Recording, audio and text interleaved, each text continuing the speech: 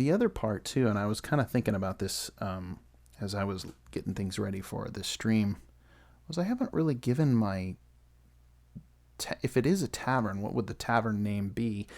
And then I realized, if this is a sign, would it have to have the title of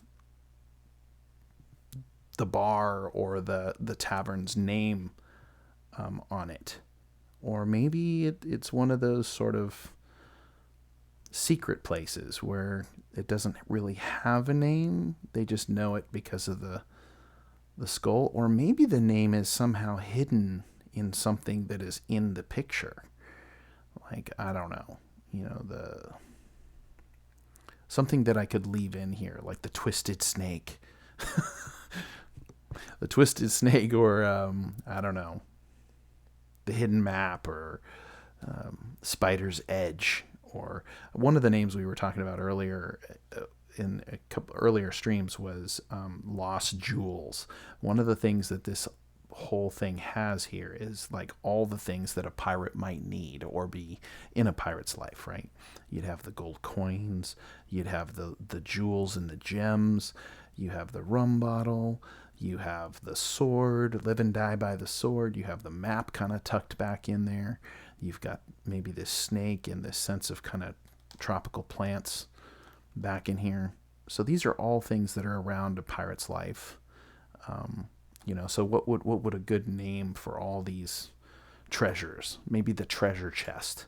And this whole thing is the treasure chest. So how do you know the name of it? Because you're looking at a treasure chest. I don't know. These are some logistics. We didn't go into all that when we set out to just do a fun little painting for the stream. But possibility. I suppose later on, if I really wanted to, I could come back and digitally put a name if I thought of one. I'm not too concerned about it. I'm just having fun painting this thing. But Lost Jewels kind of keeps coming back here. So maybe that. If I can find a way to put a name, maybe I will, or maybe I won't. I'm just having fun. And I hope you are too. All right. So let's see. Anything else I need to wrap up before I really dive into adding local color? Because I'm going to put what will feel like a light bronze tinge to it. And I'm trying to think about what color I would use, actually. I have my colors over here. And I might have to pull out some colors. But I also have a palette that you can kind of see here off to the side of my painting here. I have a gouache palette that I use all the time for various things. What would feel like bronze? Thinking maybe something more brown.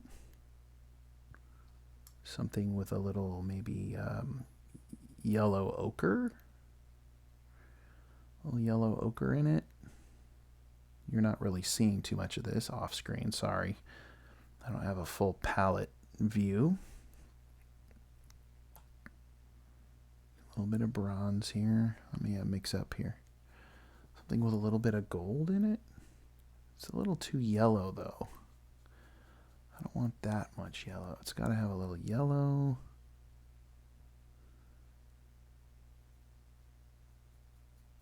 And maybe more of a reddish. Some burnt sienna. There you go. So a little bit of burnt sienna, yellow ochre. I just need a little bit. I just need a little bit so that we know that the whole thing isn't made out of aqua. So let's try this. I'm gonna stay pretty light with this because it's just a tinge of a color, but let's see what happens here.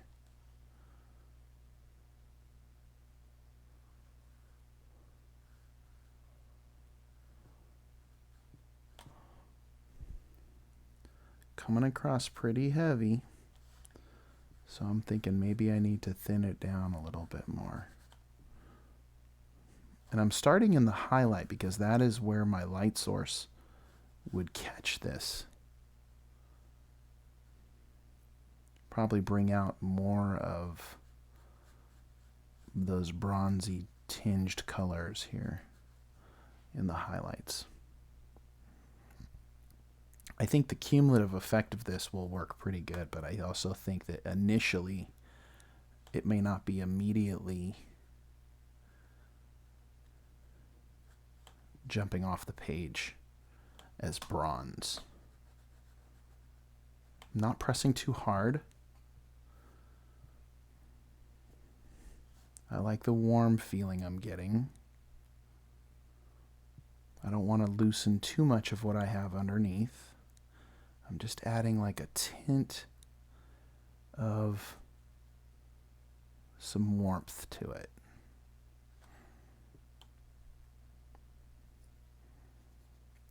And again, I will probably end up going back over the top with some aqua highlights, but this is just to warm it up a little bit.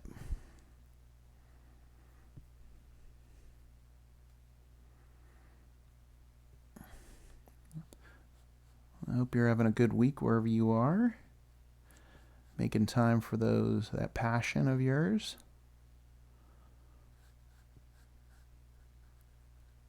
For those of us in the art world, our passions is our food.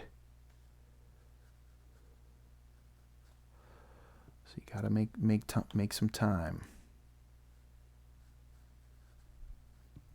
I enjoy doing the stream here.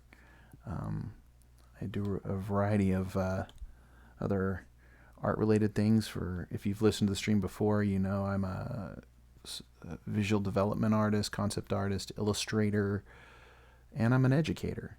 I've been teaching a lot of years at the college level to young storytellers and designers that are going into all kinds of interesting fields, and it's so fun to watch my students do amazing things after our time together. But I like doing the stream because it's a chance to, a lot of times when I'm teaching, I don't get a chance to do my thing very much because I'm always demonstrating something that, you know, kind of serves the purpose of my classes. But this is kind of a chance to just do something fun, just for fun, just 'cause. And of course I like meeting people out here. If you're interested, I invite you, if you're watching the stream, or even if you're catching this on YouTube afterwards, that you check out the Discord. You can type in Trey Gallaher. That's the name of my Discord channel. And you're welcome to join up, and I have a lot of friends that keep in touch that way, and we give each other feedback on projects, and I appreciate the feedback. I can help you out if you're interested, if you just want to let some folks know that something that you're up to. It's okay with me. But it's a sort of a good way to keep it going after stream is over.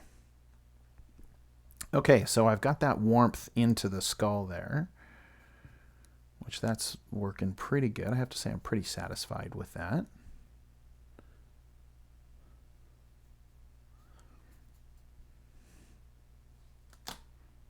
I'm also assuming that there's some warmer light coming from below, which we wanted to illuminate this thing.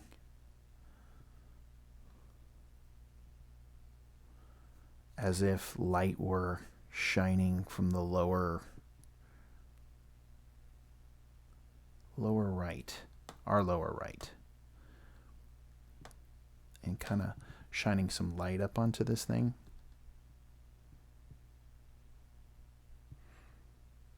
So I think this wash of yellow ochre, little burnt sienna in here is warming this up, but also adding a little bit to the dimensional quality of it. I don't want to go too much. I don't want to shift the overall color too much.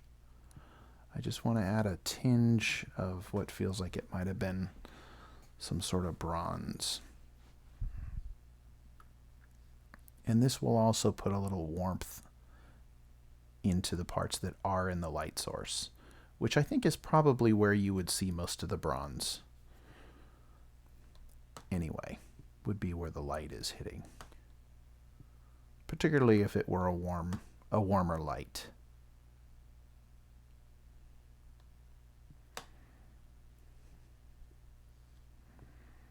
So I'm just lightly brushing on very thin wash layer, which is knocking back the aquamarine, but that's okay because ultimately the ultramarine and a little bit of that green will work its way back in. This might even give it a little more of a realistic look and a little more complexity to the color.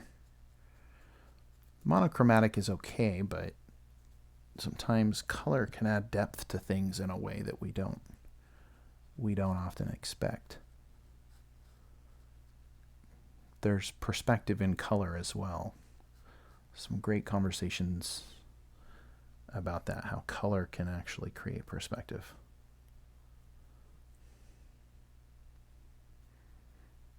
Now, I don't think I'm going to go very long tonight, at least on this stream, because by doing a wash over this thing, it's going to need time to dry real well. I don't want to touch it a whole lot while it's super wet.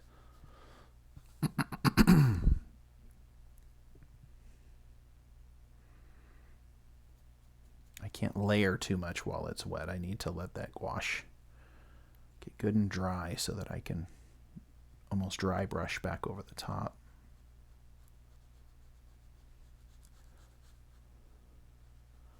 Also don't want to muddy things too much. I got to hold on to my shadows.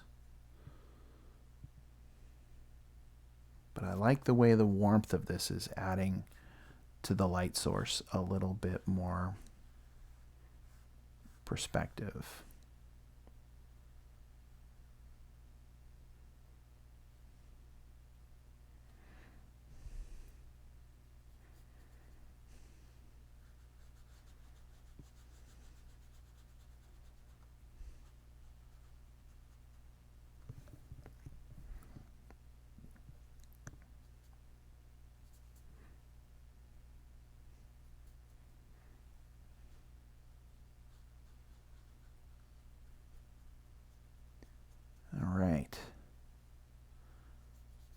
It's looking good. Just a light wash.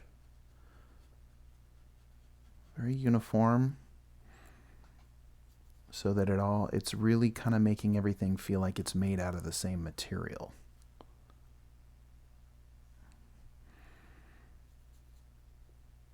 It's kind of an interesting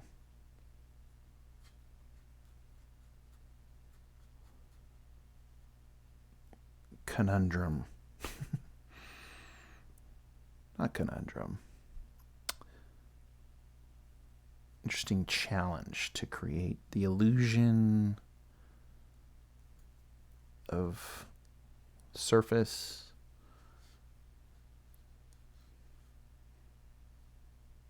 color,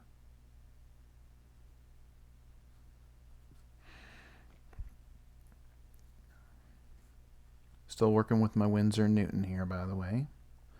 Giving me great detail where I need it.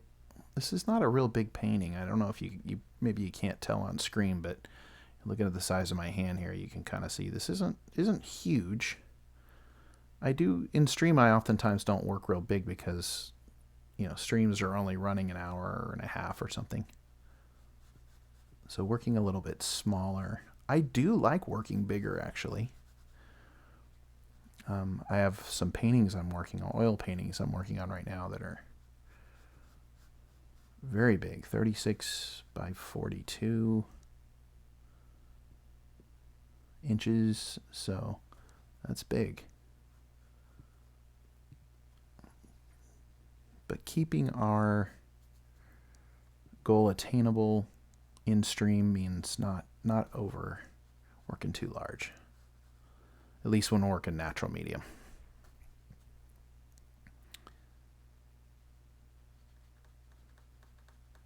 All right.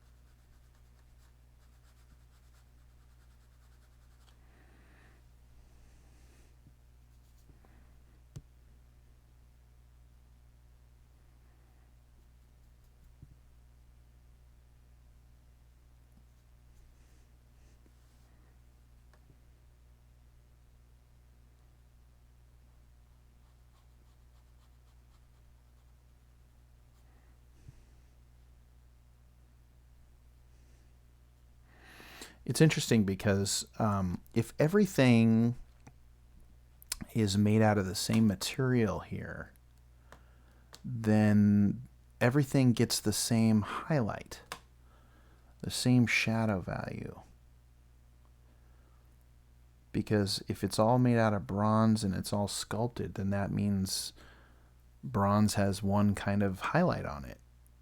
In other words, the skull, which might feel more like bone in real life, isn't made out of bone here. It's made out of bronze. So part of what I'm after here, the goal is to kind of make this feel like a sculpted piece, so nothing can have too much of a value range that is different. Like if this were made out of paper, this is what I mean by this. If this were made out of paper, then this might be a real lighter value, local value. But it's not. It's bronze. Or the skull might be lighter, made out of bone, but it's not. It's bronze, right? So whether it's the bottle or the snake or the skull or the coins, everything has the same highlight, the same value. So I'm noticing I have a little separation of those values here, which, works a little bit because it makes the skull pop out, or, some part of this thing pop out, but I don't want that ultimately. So I may find myself having to tone down certain areas that feel like they have too much brightness, so that everything feels like it's made out of the same material.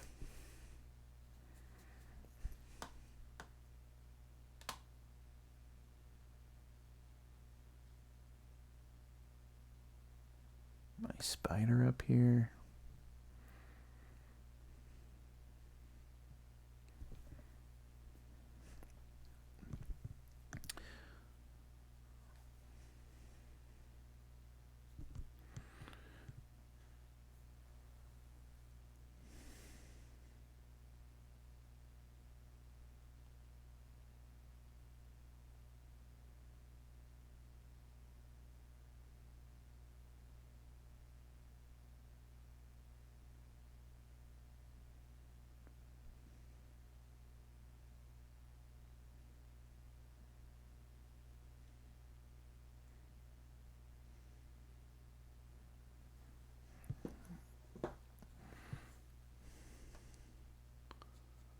A little bit more over this.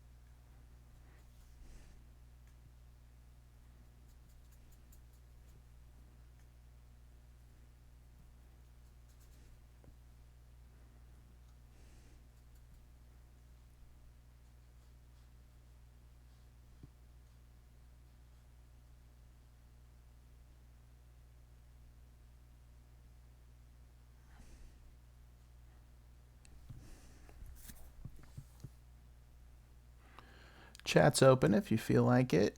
Want to say hello? Most of my streams here end up going to my YouTube channel, so you can check me out on YouTube. I have a lot of my old streams there and some other videos, art related.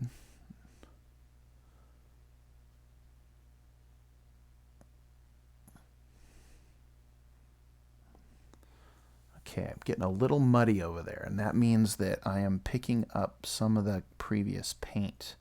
And if you think about it, what does blue and orange make? Well, blue and orange are complements, right?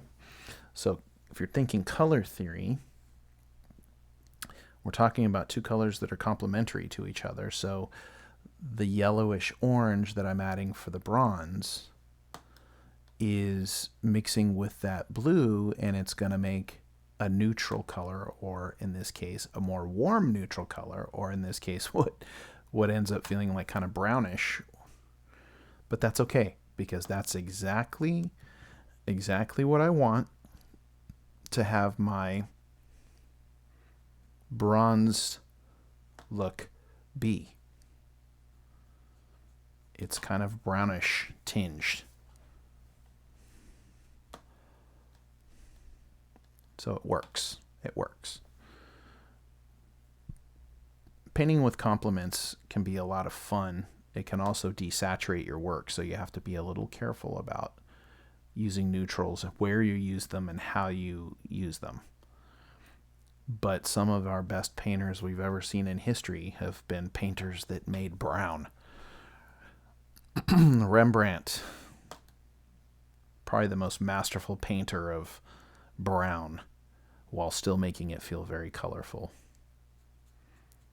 If you ever look at a Rembrandt up close, you will see that he has so much color packed in there, but from a distance, it reads as like a neutralized earth tone brown. But if you get up close and you look in those little layers of brush strokes, you see all kinds of reds and blues, and that guy was amazing.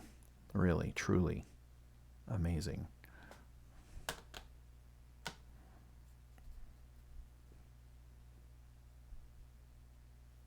So I'm going over this again, trying to tone it down a little bit because I don't want it to feel like the skull is lighter than any other part. It's the farthest forward and the most relief possibly, but still made out of the same material as everything else. All right. Now, I don't know how much you guys can tell looking at this on screen, because one thing I'm noticing about the camera picking up the colors versus what I see with my eye here in person, I have found that the colors are not exactly the same. Now, some of that is the lighting and the camera picking up the surface, and this really is a blue-green. It has a lot of green in it, but I noticed that on the screen, the recordings that have been coming through, it's more bluey, but it's really more blue-greeny with the emphasis on the greeny. So, I don't know. I tried doing a little bit of an adjustment to the camera to get the green, but the problem is it shifts too much the other way. It brings up a bunch of other colors, other places. Like, for instance, the skin tone ends up looking not right. So I'm kind of gauging my skin tone and the color on the palette. But let's just say that if you could see this thing with your own eyes in person, it would look a bit more blue-green rather than just ultramarine blue. Or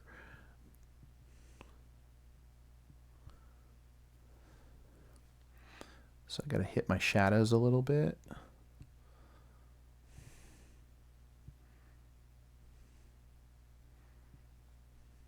I'm noticing that I painted over a lot of highlights but not a lot of shadows.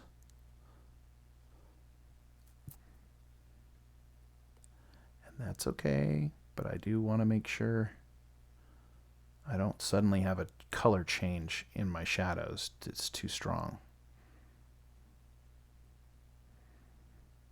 So there's a few areas where my blue is really glowing.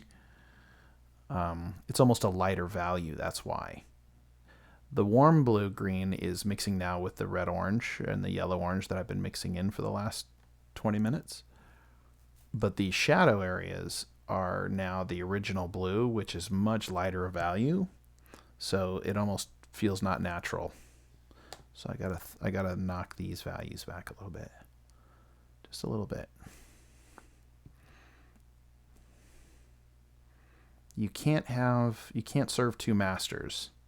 If you're going to unify everything with a light source, you got to be consistent about that light source. Now, you could have a secondary light source. That could work.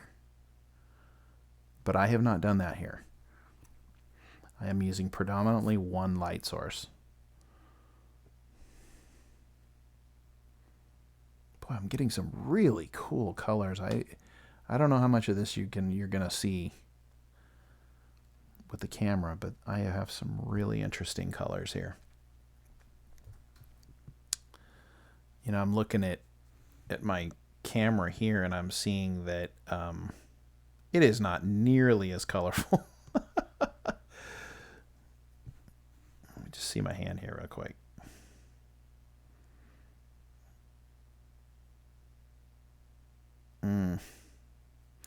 Yeah. Well, that's okay. I mean, ultimately, I wish I could get the exact color, but I just don't think I can match it 100%. But part of what's happening here, too, is the warm that I've put over the top is the complement to that blue. So it has really pushed the blue quieter, right? It's less bluey now. And in turn, it has moved closer to like a brownish, which is what I wanted. But now I can begin to work in highlights and various things to bring out the blue where I want it to work again. Just looking for anything that looks unaffected. Just a few little places left here.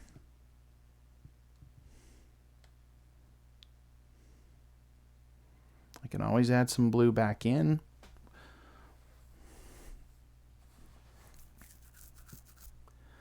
All right.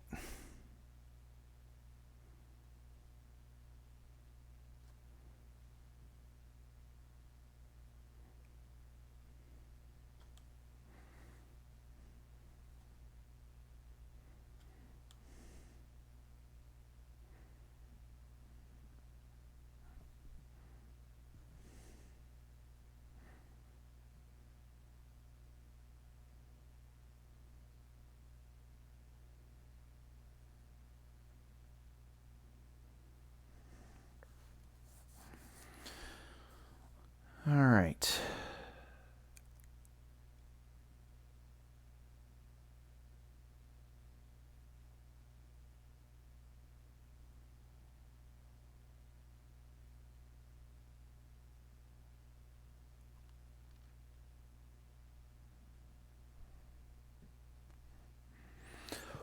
So now it's all about letting this thing dry, which I'm realizing is not going to be super fun. So this will definitely be a shorter stream tonight to get this wash in here, and then just let it dry really well.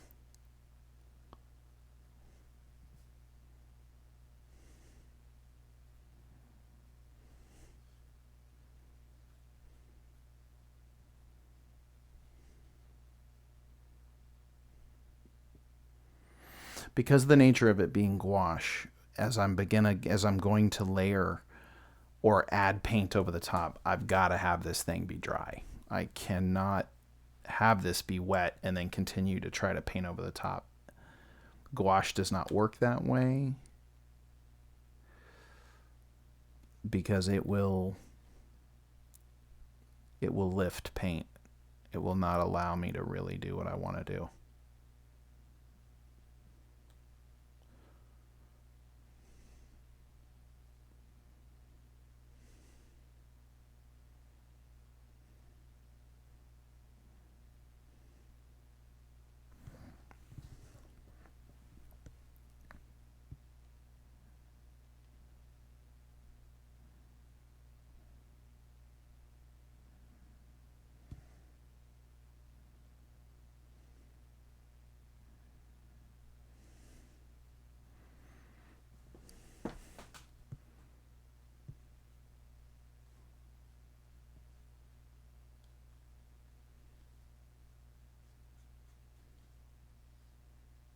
think one thing I could do, though, I could do a little bit more shading in certain places.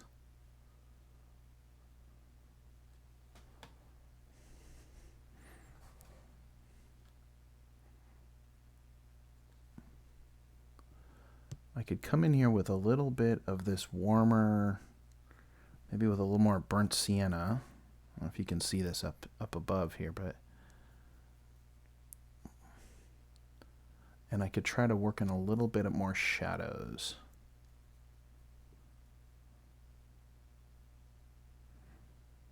Maybe I could add a little blue to it. Let's see what that does. Getting a little more like a burnt umber.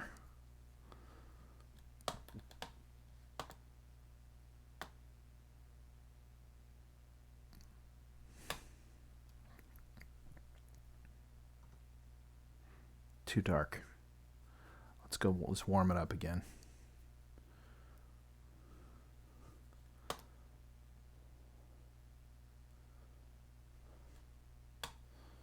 Too much color.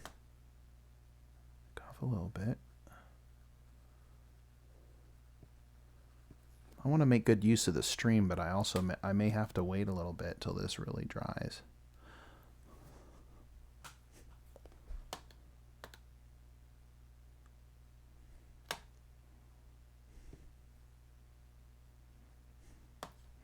There's a few areas where I know there would be more shadow than what I have here. Not because it's just turning away from the light source.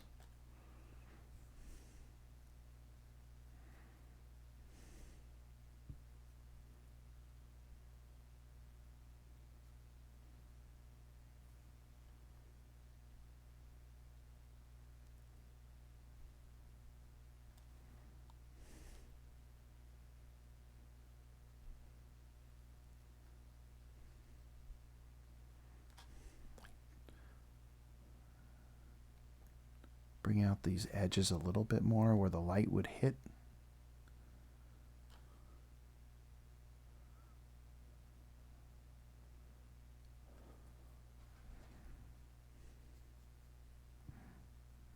I'm going back in with a little bit of the blue, but with a titch of the yellow ochre in there, which again, not too much. This is where you're going to have to start to commit to being opaque. But I'm putting just a little bit of this kind of bronzy right around where the edges are turning.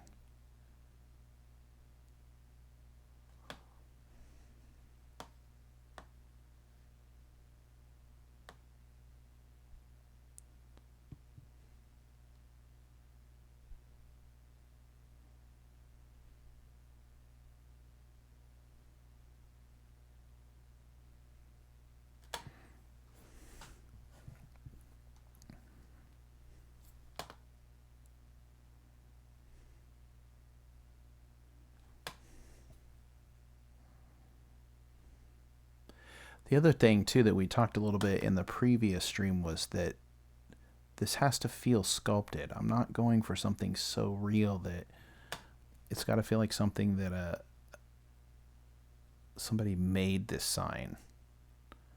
And it's a sculpture, so it's not real images, it's sculpted images. So it's like knowing when to leave out detail in the way that a sculptor would not maybe put so much detail, if that makes sense. So weird.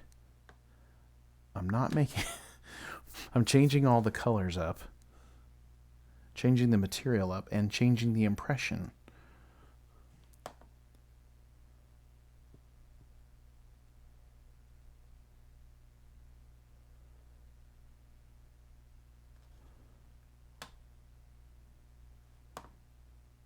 So right on the edges of these shadows, I don't know if you can see what I'm talking about, but like right anywhere the shadow is starting to go into the dark, I'm giving it a little bit of this tinge.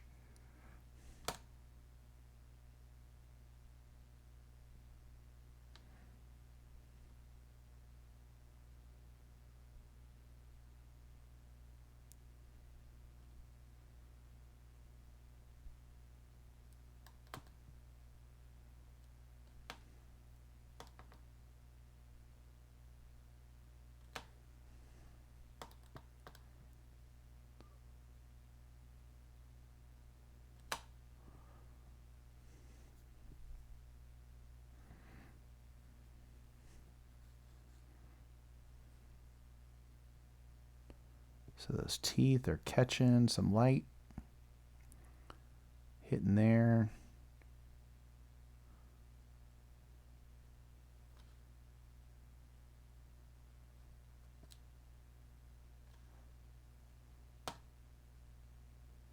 That brow is catching a little light there.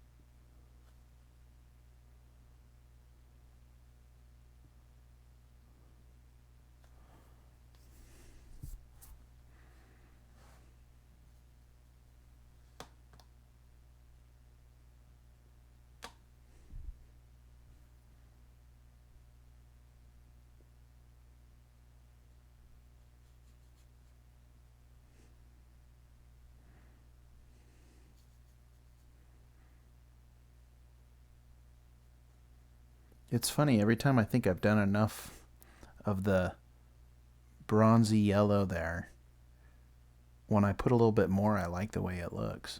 It just has more depth to it. The way these colors are mixing. I think this is the magical part about painting, is that you get a chance to see it happen live on the surface as those colors are mixing, and it's just haunting. It's beautiful. It's such a fun thing about painting. Oh, hey. Hey, Ray. Good to see you, man. Thanks for chiming in. I appreciate it. Hope you're doing well, buddy. We have a one of our dear friends in stream tonight. Raider 3000, check him out. He does a stream. He is a 3D modeler. He does some amazing work. And he does it in stream, so you can pick up some great tips. And check him out, ladies and gentlemen. Raider 3000. Good to see you, man. Thanks for dropping in. And thank you, by the way, for the compliment. I appreciate it.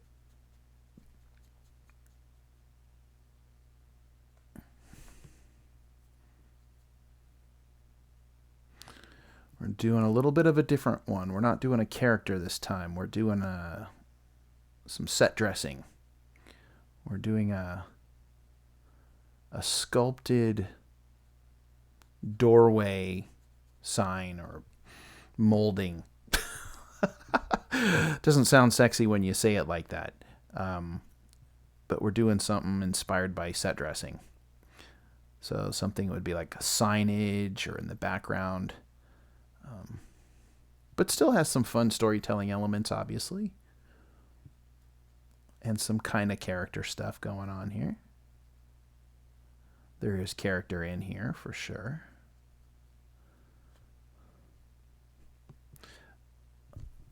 I'm really hoping you guys are gonna get a good feeling for the colors that I'm using, because, you know, I'm looking down here.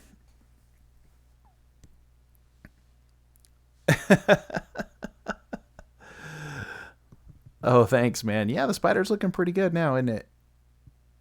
I think leaving it alone made it work a little bit better. Okay, here's a gouache situation right here.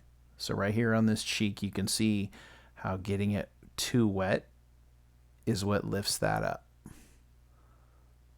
So I'm going to try to drop some little drops of gouache back in there, because I don't want it to run all my nice gouache underneath.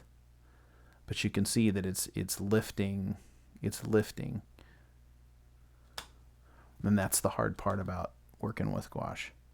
But working with gouache oftentimes doesn't mean working so watery with it. I'm keeping it wet right now because I'm doing kind of the underpainting. So this is okay. I can opaque paint this any way that I want. But I just wanted to show you that, as you can see right in here, where too much paint lifted my shading I had there. and it came back up. And so that's the tricky part about gouache.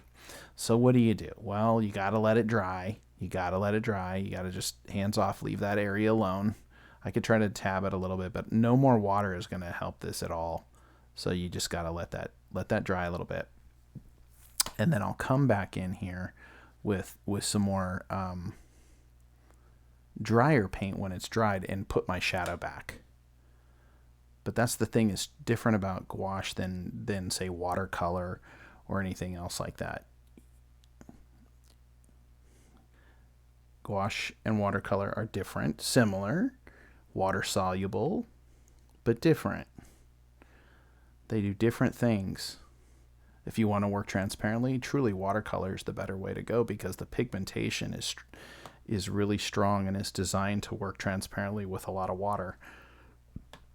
Gouache is more effective as an opaque medium, even though you can thin it out and treat it like watercolor for a while. It will work like that for a little bit, meaning in the initial stages. But you can't really build more colors with gouache transparently. You eventually have to go kind of opaque.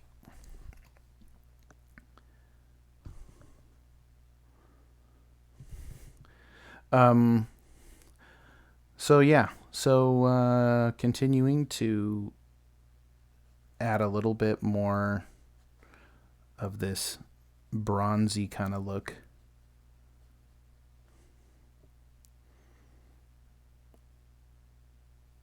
I'm really feeling that the color you guys are seeing is not very accurate to what I have going.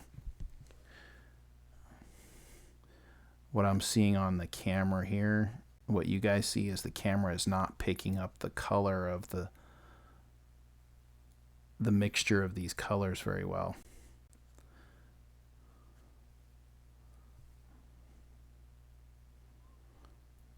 It feels very desaturated.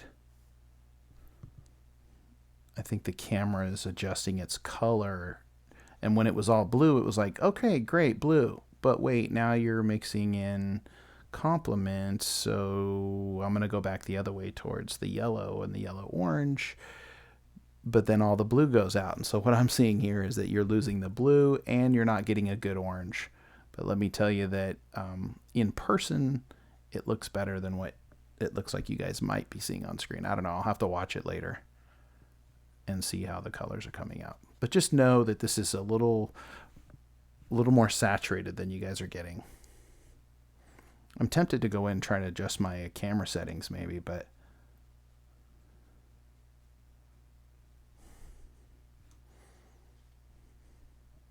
none of it will matter till it's dry anyway. When it's dry, then we can really start to figure out what we're dealing with. Until it's really dry, it may look colorful now, but it may lighten. That's another thing about watercolor and gouache to some degree. When you're working transparently, it can really fool you because when it dries, it really dries lighter.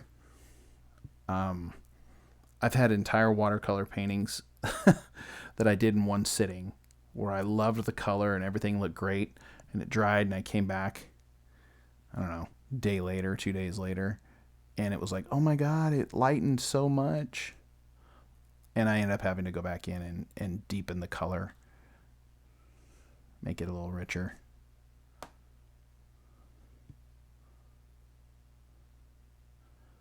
So you almost have to, one of the things you learn in watercolor is you almost have to overcompensate for that lightening effect that can happen.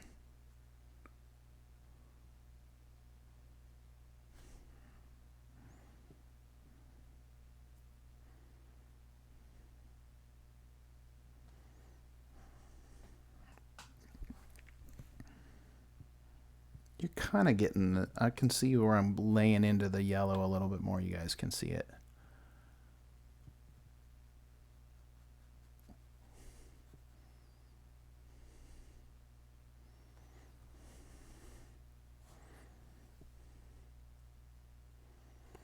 this presents a really fun challenge too, which is that we're using complementary colors and seeing what happens to them and how they are sometimes at odds with each other, but sometimes they help each other.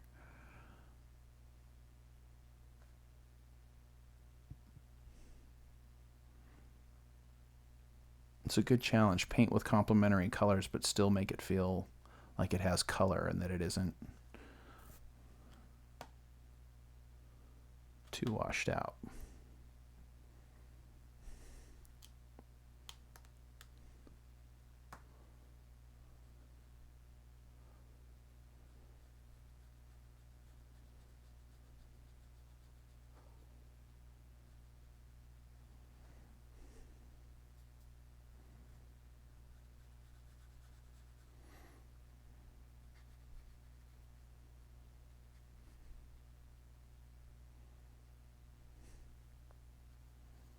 Ray, I hope you're doing well, buddy.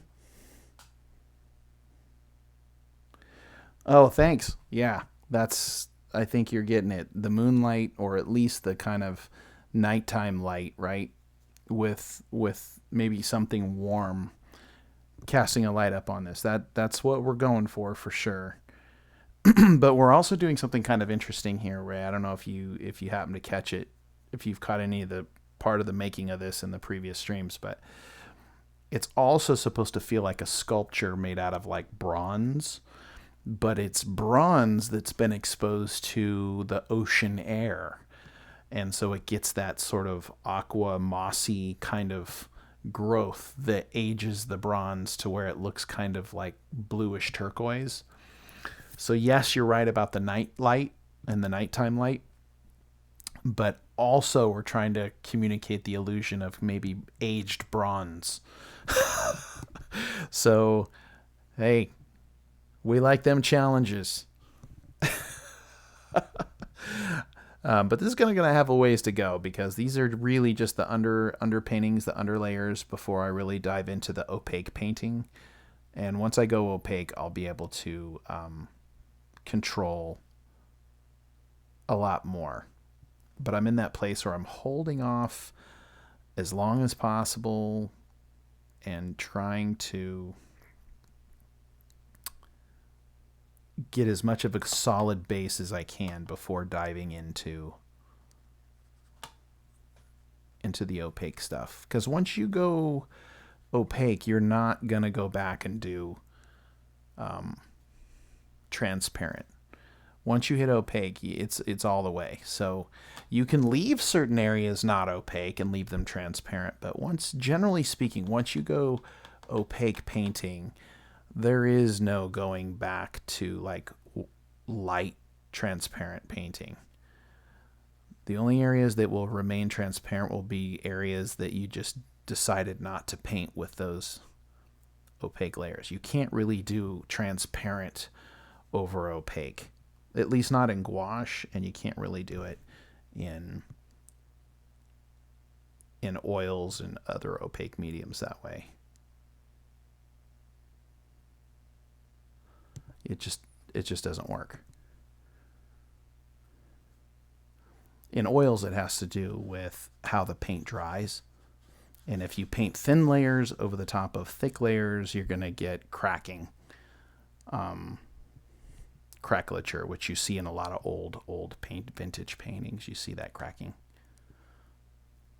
In gouache, if you try to do thin layers of paint over your dried opaque, it just doesn't penetrate. It just doesn't work. And you loosen up the opaque layer. So here's your dry opaque layer, right? Thicker. And you start doing washes over the top. It's just going to start to loosen this up and you're going to just get mud. So you have to be very careful. That's why gouache is kind of a trick. But if you're an oil painter, and I am an oil painter in my personal work and my more gallery kind of work, I like working in oils. And even some illustrations. If I get time, I like to work in oils for illustrations if I have enough time to do that. But gouache acts very similar to the way oil might.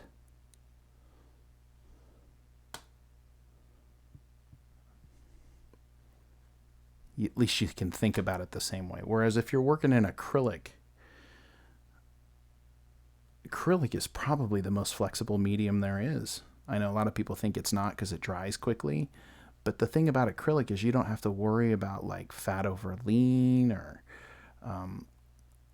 other mixing of mediums. It's like acrylic is so flexible because once it dries, you can do anything that you want over the top of it.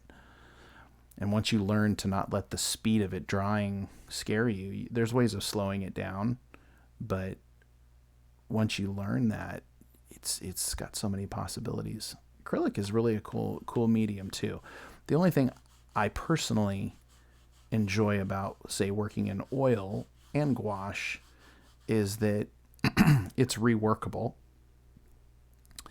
The same paint that's on the surface is reworkable. Even if it's dry, you can go in, add a little bit of water, and it's reworkable. Again, not that I often will do that, but the other thing is especially in oils, you're getting brush work. Because that thick paint stays wet, you can push it around with brushes and get some really cool brush work. A little less so with gouache. But you can still get some brush work with gouache, but not like you do in oils. Anyway, that's my 2 cents. But all mediums are really great for the purpose that depending on the purpose that you're using them for. And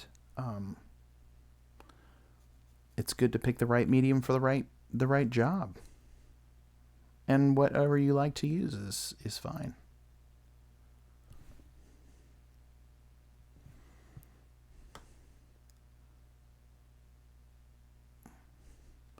Ray, are you still streaming? Are you still out here a lot? Feel free to, what days are you on? Feel free to add to the chat if you have some times when you're out usually. I recommend anybody watching this, check Ray out. He does some really great 3D modeling, really smart stuff in the sense of also like good techniques for how to build things three-dimensionally so that it makes sense. Even for things like modular stuff and how to be smart about it and make things fit. Ray's a fantastic 3D modeler who works in gaming. And you can pick up some great tips. If Ray is still out here, I think he is. I see. Did they not want you streaming anything? Or was it more like you just didn't have time?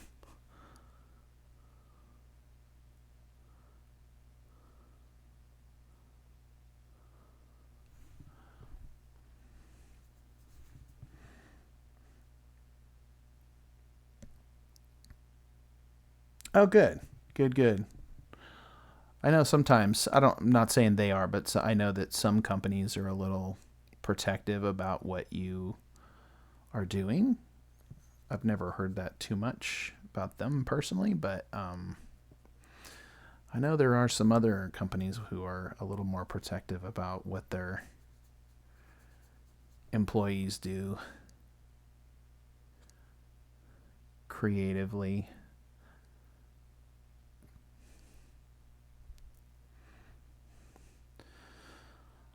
Yeah, boy, I tell you, I don't know if you guys are getting it as much as I am because it does not look as colorful as what I see.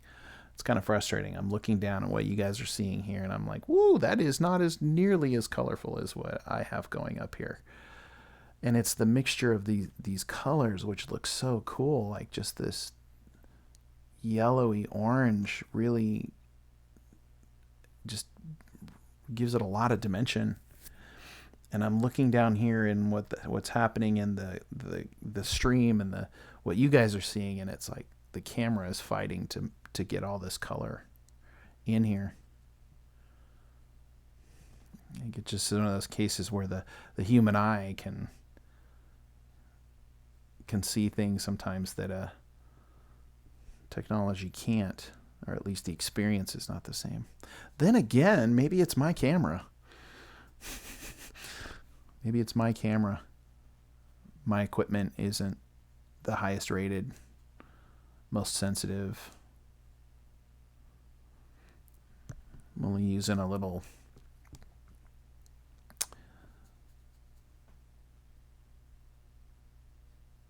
stream camera here, not very high quality in terms of sensitivity.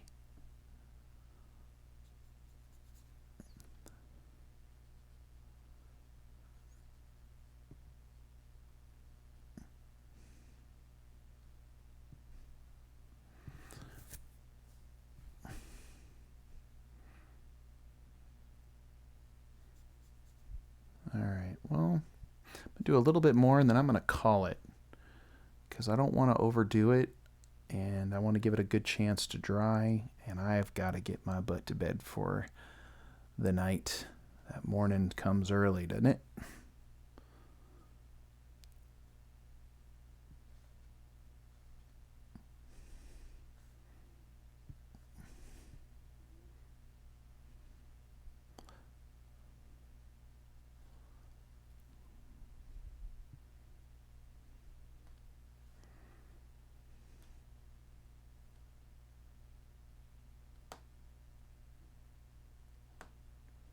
Let's dry it a little bit. I can throw some color back in there.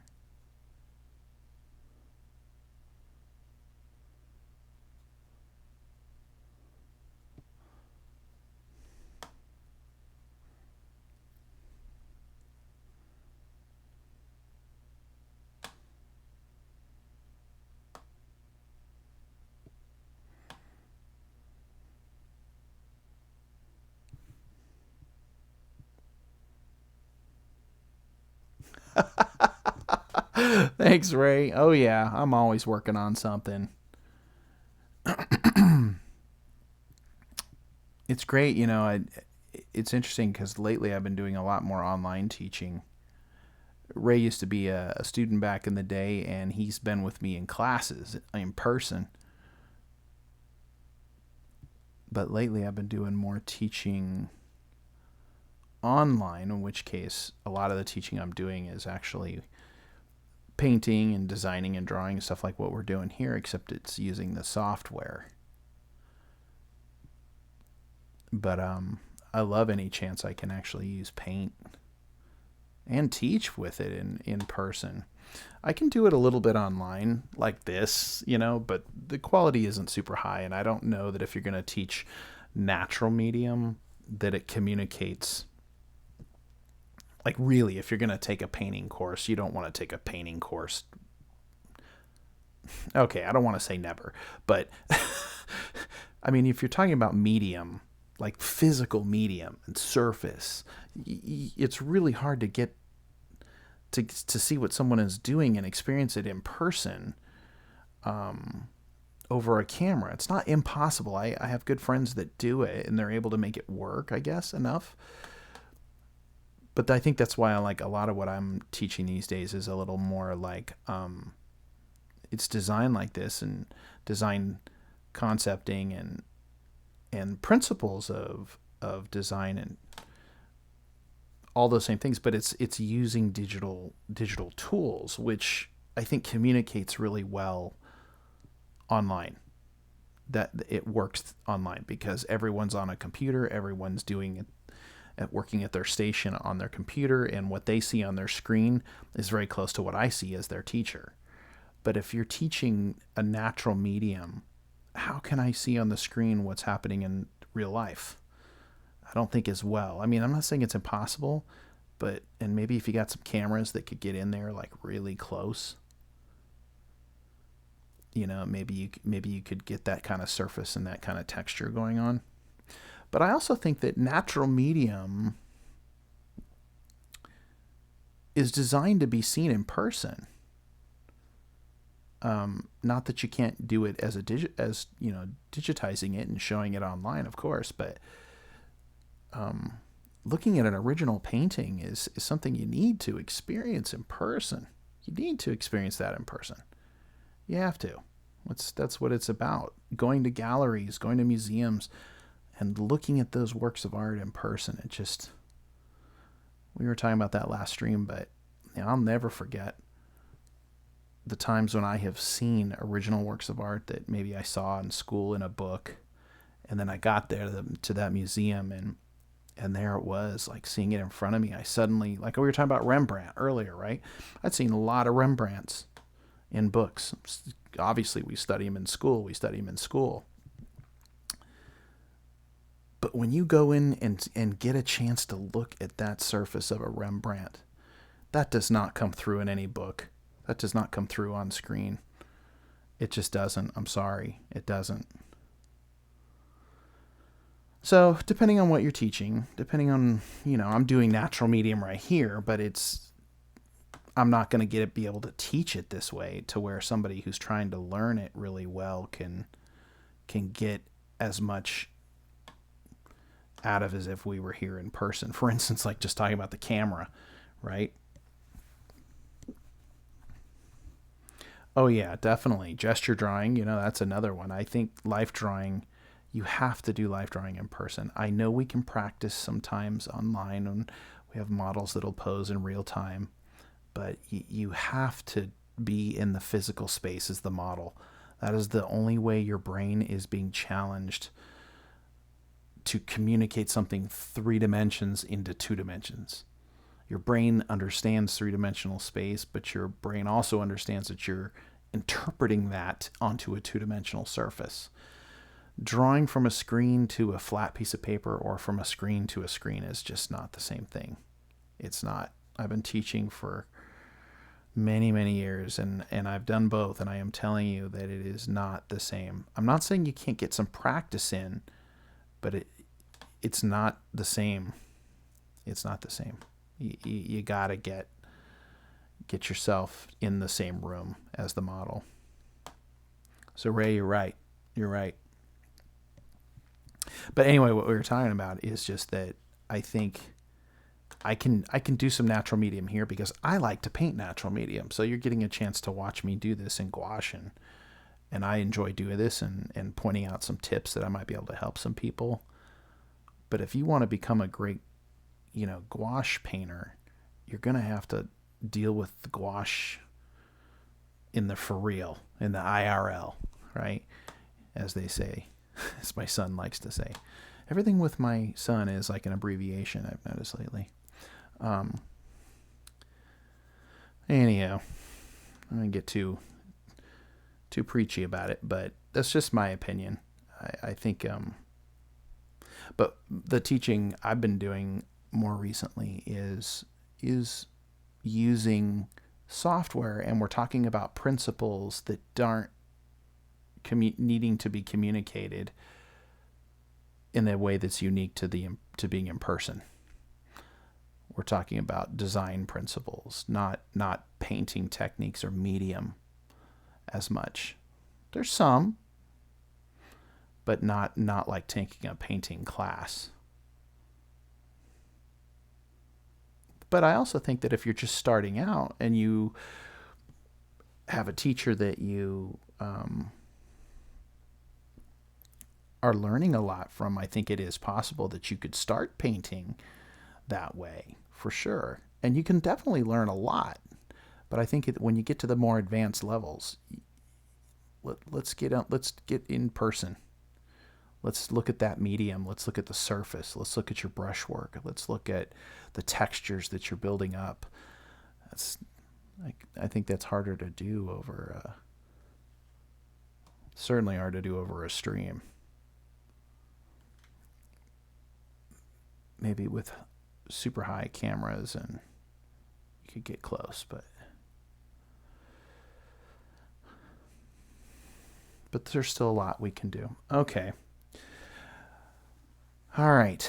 Well, I think I'm going to leave this one tonight. We've been going about an hour. I want to finish this up. But I think that until this sucker dries really well, I don't want to go too much more. Because I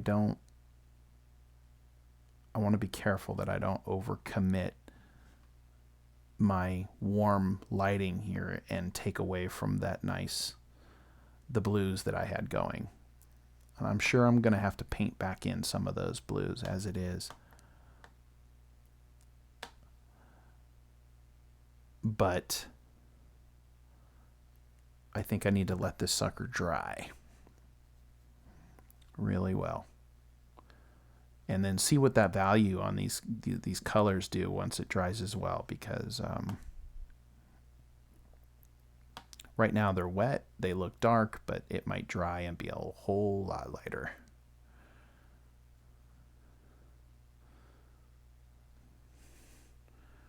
Just touching up a few more places. One thing I'm realizing too that I want to get good color is around the outside. These flat surfaces of the treasure chest. I want those to really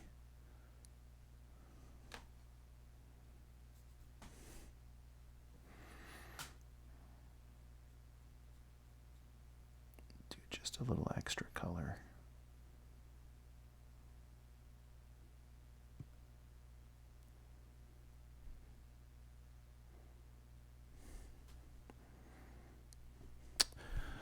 Ray, thanks for stopping by, man. Good to see you again. I'd love to meet up in person someday. But in the meantime, I'll try to swing by and check out your stream. Everybody, please do so. Sounds like Ray might be back out there. Raider 3000, everybody. Thanks for swinging by, saying hi.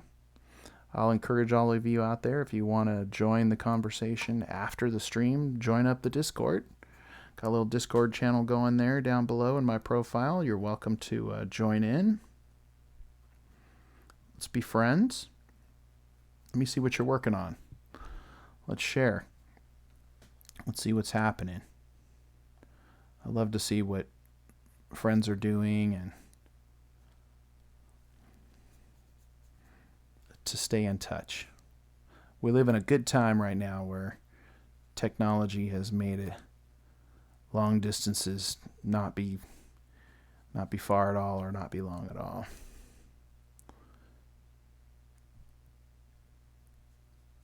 So let's be art buddies.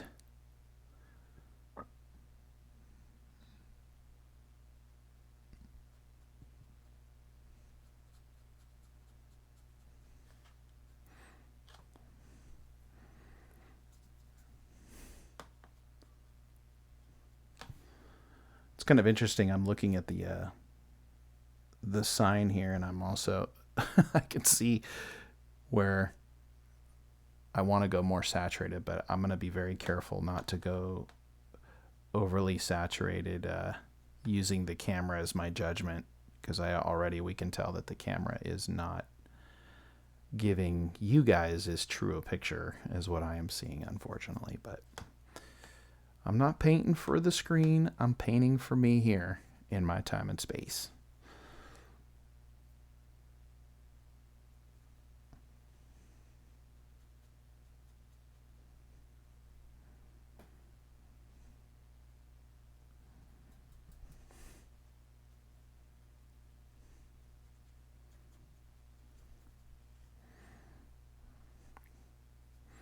Also, one other thing to keep in mind, in case you're trying this at home, I am using a very soft round brush here, where if I had tried to come in here with a hard flat or something like that, it would very possibly lift even more paint up than I may want. So I am intentionally keeping it soft so that I don't lift too much unwanted preliminary layers. Like I already got lost a little bit of this, right?